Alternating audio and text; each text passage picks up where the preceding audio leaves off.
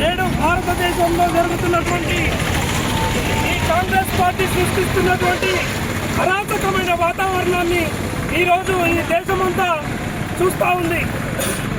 గౌరవ ప్రధాని నరేంద్ర మోడీ గారిని ప్రత్యక్ష ఎన్నికల్లో గెలవలేమని పరోక్షంగా దెబ్బకొట్టే వ్యూహంతో ఈ విదేశీ శక్తుల అండతో భారతదేశంలో ఉన్న కాంగ్రెస్, రాహుల్ గాంధీ, అరవింద్ కేజ్రీవాల్ తదితర ప్రజల చేత తిరస్కరించబడ్డ నాయకులంతా దొంగలు ఒక్కటై ఇలా మోడీ గారికి వ్యతిరేకంగా దేశంలో ఒక ప్రత్యేక వాతావరణాన్ని క్రియేట్ చేయాలని ప్రయత్నిస్తున్న తరుణంలో ఈ దేశ ప్రజలు మేము మాత్రం మోడీ వెంటే ఉంటామని చెప్తూ ఈరోజు మోడీ గారికి బాధ్యతగా నిలుస్తూ కాంగ్రెస్ చర్యలను తీవ్రంగా ఖండిస్తున్నారు.